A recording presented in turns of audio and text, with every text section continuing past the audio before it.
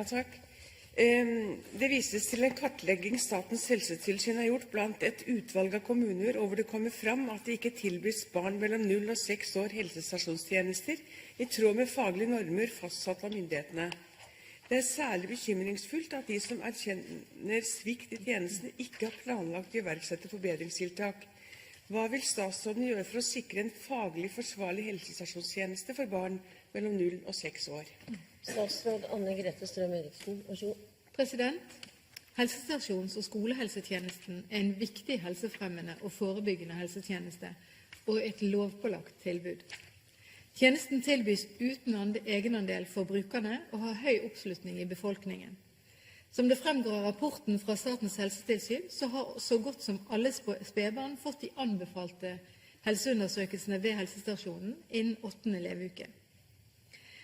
Hensikten med Helsetilsynets kartlegging var å få oversikt over hvordan kommunene sikrer en faglig forsvarlig helsestasjonstjeneste til barn mellom 0 og 6 år.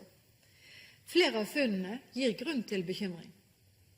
Jeg deler bl.a. Helsetilsynets bekymring over at kommuner og bydeler som selv erkjenner svikt i tjenesten, ikke har planlagt å sette i gang forbedringstiltak. Her er jeg helt enig med representanten Sjøli. Jeg synes disse funnene er urovekkende, og vil i første omgang ta opp saken med KS. Helsestasjons- og skolehelsetjenesten er en av de få tjenestene som kommunene plikter å tilby etter den nye helse- og omsorgstjenesteloven. Kommunens ansvar for tjenesten er utdypet i en egen forskrift. Helsedirektoratet har fått i oppdrag å vurdere om det er behov for å revidere dagens forskrift. Det innebærer å vurdere om endringer i forskriften kan føre til en styrket tjeneste. Blant annet vil Helsetilsynets rapport være grunnlagsmateriale for denne vurderingen. Regjeringen har en egen tilskuddsordning til helsestasjons- og skolehelsetjenesten. Ordningen er styrket i inneværende år.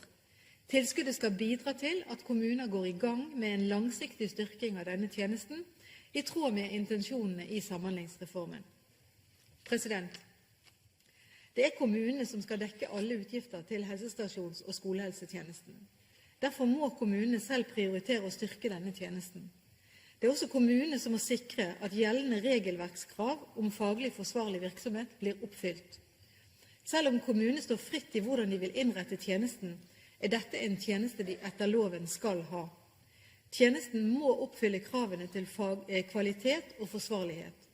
Og jeg håper at Helsetilsynets rapport blir brukt av kommunene i arbeidet med å utvikle denne viktige tjenesten. Sonja Sjøli, vær så god. Ja, det er alvorlig, vi er i hvert fall enige om det, at noen helsestasjoner er så dårlige at de ikke fanger opp barn som trenger hjelp, slik Helsetilsynet også mener. Ikke alle nyfødte får hjemmebesøk innen 2 uker. Flere steder innkalles ikke 2-åringer til kontroll, og spedbarn og familier med problemer hjemme risikerer altså ikke å bli fanget opp. Og det kan jo i verste fall føre til større utfordringer for helsetjenesten senere, for barnevernet, frafall i skolen osv. osv. Det kommer inn i en ond sirkel. Og flere av helsestasjonene er dårlig bemannet, og de mangler helsesøstre. Det har også Norsk Sykepleierforbund og Helsesøstergruppen påpekt, at de mangler helsesøstre. Og det tyder jo på at det forebyggende arbeidet ved helsestasjoner og skolehelsetjenesten blir nedprioritert av kommunene, som igjen kan føre til at mange barn faller utenfor. Og jeg synes det er spesielt alvorlig for utsatte familier og innvandrerfamilier. Vil statsråden sikre at det blir utdannet nok helsesøstre til å ivareta disse viktige oppgavene, også spesielt sett i forhold til Samhandlingsreformen? Statsråd Anne-Grete Strøm-Erichsen. Som jeg også sa, så mener jeg at den helsestasjonstjenesten og helsetjenesten og skolehelsetjenesten er noe av det viktigste vi har i helsetjenesten vår. Og noe av det som virkelig har fungert i mange, mange år langt tilbake, og som vi har lang og god tradisjon med i Norge.